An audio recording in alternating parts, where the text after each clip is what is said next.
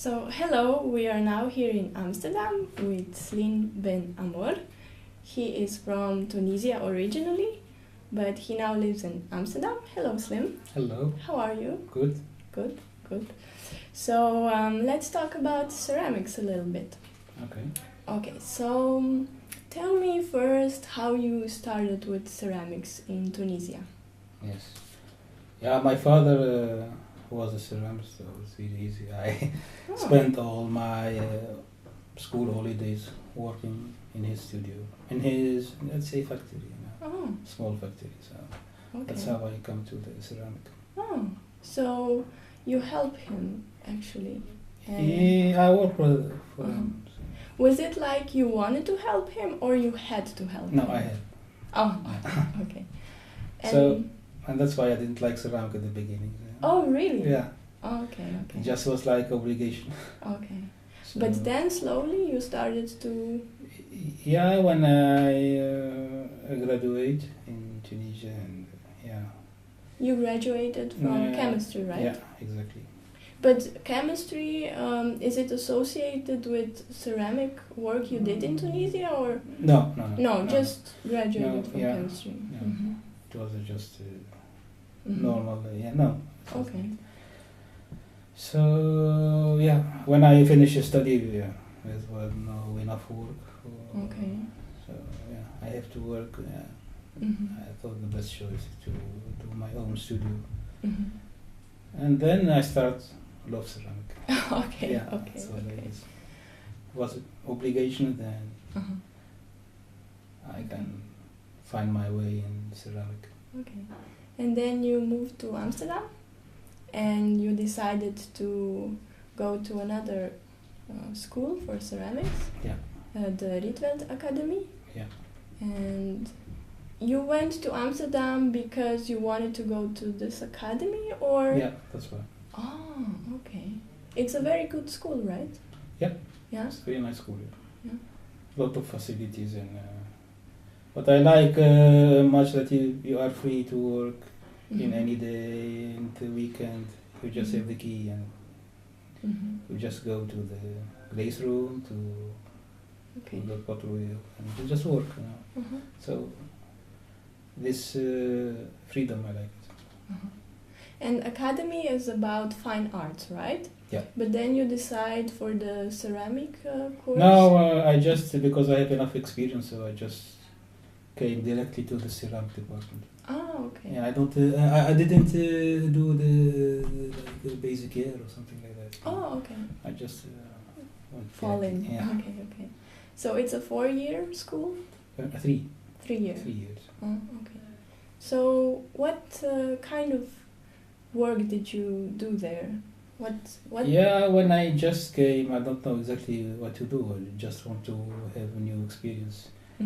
And then after the first very bad semester,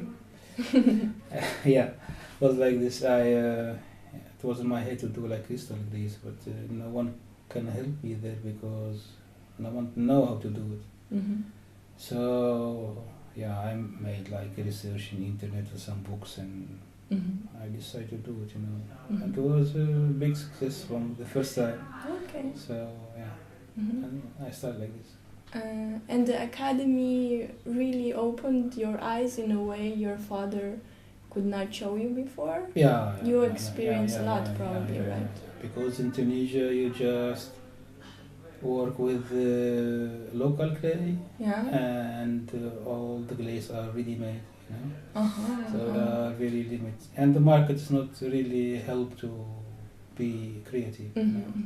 But when I come here, you can work with porcelain, you can work with the high filing, you can make your own glaze, you can,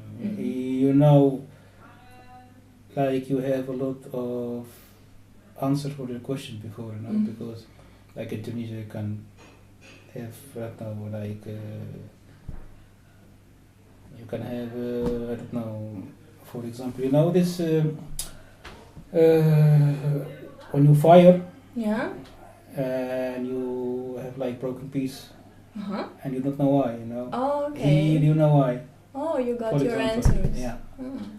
And it was interesting for you probably, right? Yeah. Oh, Okay. And your father probably only worked with low fire, earthenware? Yeah. What kind of work did he do in his factory? Yeah, there's two kinds. There's like vessels for daily use. For food and drinks. And other things, it's like pieces for tourists. So it's like, I don't know, camel. Oh, okay. Sun, you know, okay. something like that. Okay. And then your specialty is now porcelain and slip casting and crystalline glazes. Yeah. And how did you decide to do that? How did you got into contact with this type of work? Yeah, it's like a mix between what I discovered, what I learned here, and what I did in Tunisia. So it's like a vessel. This is a little bit like vessels, you know, but with crystal glaze. So it's something special. It's like mixed because I cannot forget my past. You know, so. Your history. Yeah. And you learned about the crystalline glazes in the school? Yeah. But alone. And then you decided you kind of liked them and you wanted to explore more, and then you got just making, you know. Just making. Okay. And understanding what you do, because crystal glaze, it's like a broken rules glaze. Okay. So the most important thing is the kiln, you know. So you have to like fire with different kind, and then you try to understand and to control. But you never have like 100% control. Okay. Yeah, it's always when you open. You never have with ceramics. Yeah, exactly. Okay. But especially with the crystal glaze, you know. It's a tricky one. Yeah, you don't know what you get from the kiln. So, yeah. So you need to have an electric kiln for this type of glaze? No, it's not necessary, because in USA the people just use the gas kiln. But I use both, and I find the electric kiln it's better for me. And it's easy too, because easy to control. In the studio too. It's easy to have an electric kiln than a gas kiln. Okay. Because gas kiln, it's expensive, and you need like gas in your studio. And the result, it's for me with the electric kiln, it's better. So. Okay. So you make different kinds of work for like everyday use, and also work for like galleries, like tall vases. Yeah. And tell me something about slip casting, because I'm not familiar with the technique. I only use the wheel and wheel throwing. So maybe you can explain more about the process of like how you start and then how you finish with plate like this. Yeah, for slip casting you need a mold and plaster. So I get that, yes. Okay. And if you have a mold, so you just cast. Okay. So you mean how to mix or something like that? Yeah, like you start with we start with a model. Model. Yes. Yeah. Which can be made of any kind of material, right? Yeah. Yeah. So it can be you go to the plaster wheel and do it from plaster, or from clay, just from clay, or from ceramic, or. Excuse me, when you say plaster wheel, that means that you make on the wheel. You make a model from the plaster, right? Yeah. How? Yeah, you just make a cylinder. No, you have like a empty cylinder. Yeah. And you pour the plaster in. And then you have like a very special moment when you take with this cylinder, and the plaster is still smooth. Smooth. But it can stand, you know. Okay. And you have a shablon, you know shablon. Okay, yeah. And you just Trim. You go the wheel go like this with the cylinder plaster, and shablon you go slowly. Oh, and, it's like in clay too. Yeah, they do it in clay. Oh, but I didn't know you can actually. Or there's another thing, but it take a lot of time. But you make just a cylinder. Okay.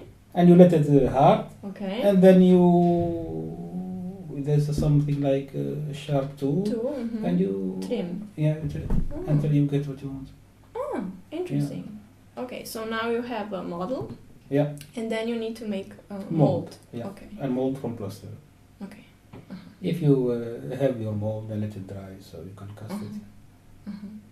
And then you have a mold, and then you can use the liquid porcelain. Yeah. Yeah.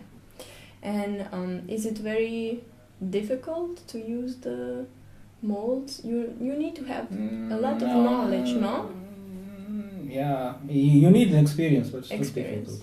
Yeah. If you go for like a complicated shape or big, it will be difficult. But for small things, it's so easy. For instance, you have this plate. Yeah. You only need one piece mold, right? Now two. Two? Yeah. Oh, okay. It's one on top and just a pour. So the liquid porcelain goes in between. Yeah, exactly. Okay. And how long does it take to remove the mold? Yeah, if it's porcelain, you need less time than normal clay. But let's say if you cast it, you need maybe half an hour. Half an hour? Yeah, and you can take it out. So how many plates like this can you make in a day? From one mold? Yeah. Yeah, I can easily make 4. 4? Yeah. But how many, so you are in your studio and you decided you want to make plates. How many molds do you use? I have one mold for every model, not more. Oh, not more. Because if you work with porcelain, so you can make a lot in one day. One is enough. It's not like producing, it's not a big factory or something like that, and they make maybe 10, maybe more, you know. Maybe they use another technique, it's the press. Okay. And they can make like 1,000 a day. Oh, yeah. But for us now, one mold. Okay. So then you have the slipped porcelain and you remove it out of the mold. Yeah. And then you let it dry completely, right? Yeah. And then fire it for first for time? Bisque. Yeah. Bisque? Yeah. Which temperature do you go? Yeah, 1,000. 1,000. Yeah. And then, okay. And then you decide to glaze. Yeah. Yeah. So tell me more about the crystalline glazes. The crystal glaze, it's like any other glaze. Okay. But only that you don't have aluminum oxide. Okay. Because you need that the glaze be fluid. So the particle can move and be in couple and make the crystal. Grow so the crystal can grow. Yeah. So this glaze then runs quite. Yeah. For like a plate, it's not a problem because in the kiln they go here. Yeah, right? you see it. And it stops. Yeah, but for the vase, no. For the vase, you need to make a ring inside and a board to collect the glaze the which glaze, runs yeah. down. Otherwise, they will run in the plate. Yeah. Yeah, that's not good. It will stuck to the to the oven plate. Wow, I didn't know that. Interesting. Okay, so but what about these crystals? What are they made from actually? Yeah, is it a secret? It's not a secret. Okay. It's there are different kind of recipes, but they all have zinc. Zinc, yes. And quartz. Okay. That's what make crystal. Oh, okay. They together make crystal. So in your glazes, you usually use these two ingredients. Yeah. So especially the zinc. The zinc. Okay. You have a base recipe probably for all, or do you have different? I have different. Different. Yeah, it depends. When I start, I have one recipe, but after you developed more. Yeah, that with this recipe maybe this oxide work better than with this. Or if you want like kind of big crystal or small, maybe with this recipe it's go much more better than the other. So but I don't have all. I tried a lot, but in the end you end up by 2, 3 maybe. Which you get best at. Yeah. So these two plates are your favorite glazes? Yeah. Yeah? Yeah. Can you tell us more about these glazes? This green, it's copper. Okay. With the base glaze. Mm-hmm. And there's some titanium in. Mm-hmm. It's really beautiful. These crystals are like huge. Yeah, the crystal, it's how you play with firing, that's most important for the crystal. Uh-huh. So if you want big or small, the most important thing for crystal is how to fire. Okay. Because the recipe is not a secret, you can go to internet and find a lot of, but so the firing is the secret. Yeah. It's not a secret, but it's, you know what happened in the kiln. Mm-hmm. Okay. And what happened in your kiln, you know. Mm-hmm. So you have to, for example, if I'm using my kiln, I know how my kiln works exactly. Uh-huh. If I go to another kiln, you have to learn different. Yeah. Okay. Even when you put your piece in the kiln, mm-hmm. you know. Okay. And with some kiln, it's not possible because maybe, I don't know, you don't reach the temperature or something like that, or it's very slowly, I don't know. Mm-hmm. So, when I was, for example, Rietveld, they have 5 kilns and I only fire in one. Because I couldn't get crystal in the other. Oh, okay. I don't know why. So explain more about the kiln and the crystal forming. How does it work?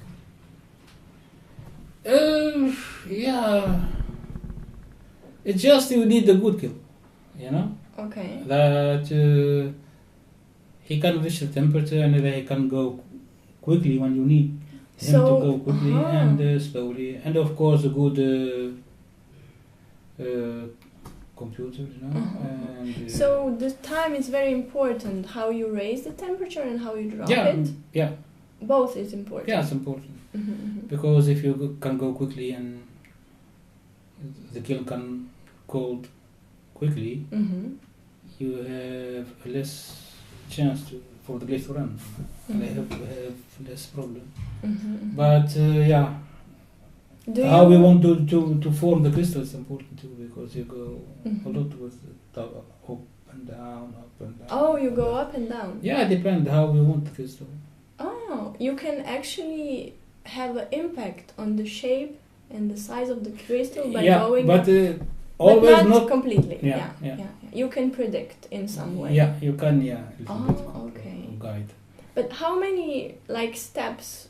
Because I know when I fire mine, I only have maybe 3 steps and then you know, to get the crystal, 1 is enough. 1 is enough? Yeah. You just need to just have the right time. And if you have 1 time, so you can play. Oh, okay. But if you don't have it in 1 time, so you have a problem. Somehow. Okay. Or kiln or your recipe. Because I know when I was working at your studio and using your kiln, it had many time and steps, and I was like, why do I need all that? I only need 1 time and 1. Yeah, you don't need 1, you know, because you need at least, I don't know, for normal firing, you know, you need at least 4 or 5 to have like a say, because you know this crystallized in 572, so you always good to go slowly, you know. So at least you need 4 steps, you know. 4 steps. But a lot of kilns are just with 2. Even not for the crystal, I think it's not good. But for the crystal, you need. It depends how much you have. At least you need 6 steps, you know. 6 steps. At least, Oh, okay. The one that I have 40. And tell me something about this one. I see some cobalt, right? Yeah. Which is the blue. What about the golden? It's like golden. It's iron. Iron? Yeah. It's very nice. Very nice.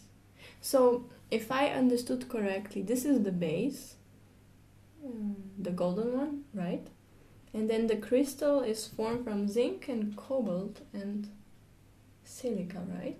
Something like that? Yeah, like when the crystal grow, they take some cobalt with them because the cobalt is light, you know? Okay. And the iron is heavy, so you go to the background.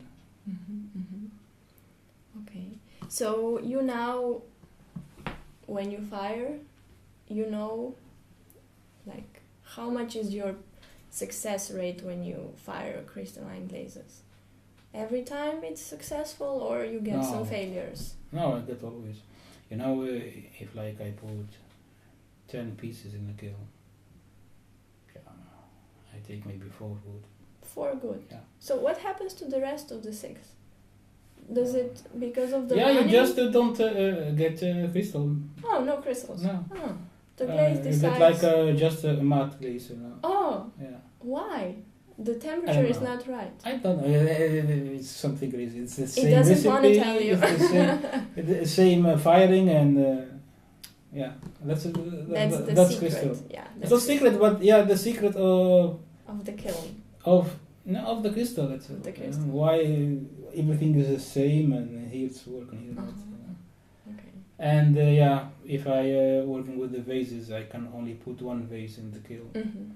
Because it's so big. Maybe I take 1 good every 5 pieces. Yeah. But then you can you refire the bad ones? Some can. Some can fix. Okay. So. But not. It's always good to get it from the first time. Okay. Yeah, like I think 20% of the glazes can refire it 1 time. But I think this it's with the experience too, because when you do more, you get more experience and more knowledge and more understanding. And then, but still, you know, I know a woman who's working with the crystal glaze now like 30 years. Oh. And she said always when I open the kiln, it's surprise for me. So if after 30 years you say that, yeah, but that's also why it's so interesting, right? Because it's always a surprise. Oh, okay. Sometimes happy, sometimes disappointed. Maybe that's why it's nice. Yeah. And you now only use this type of glazes for your work, or some other? No, I use other. You use other? Yeah, I use, for example, terrace sage, or just normal glaze when I need for the work that it should be. So now you mentioned that you work objects for everyday use. Yeah. And vases and lamps. Yeah. But you also work on some other projects? Yeah, I work with the ceramic project for artists or something like that. On some big pieces? Yeah. It depends. I have, for example, now I work with artists who just make small things, you know. Before I did big pieces for a designer. And you believe here in Netherlands it's a good ceramic environment? Better it's than okay. In Tunisia? Yeah, no, much more better. Yeah? Much more better. Okay. But it's okay. It's not. It's difficult, you know. Yeah. Difficult. For every potter, it's difficult. Yeah. And you also mentioned before to me that last year you applied to Gouda Ceramic Market, which is a really good, famous ceramic market in Netherlands. It was very nice. Yeah? You enjoyed? Yeah, a good market for me. Okay, well, and you also sell work in some galleries? Yeah, I'm selling work in some galleries and in the market. So and I have the idea to make like a website in the future. Okay, like a web shop. Yeah. And you also have a web page, right? Yeah. Yeah. Where do you post your recent projects, or just do you update? I just put something when it's finished. You know. Okay. I don't put some good pieces. I don't. If I have like a project not finished, I don't put it. Okay. Until it's okay and good. Okay. So. Okay. Well, thank you for all the answers. It was nice. Thank you. To see you again, and I wish you many success in the future. Thank you. And I hope I see you maybe someday in the Gouda ceramic market. Yeah. Yeah, okay. Thank you. You're welcome.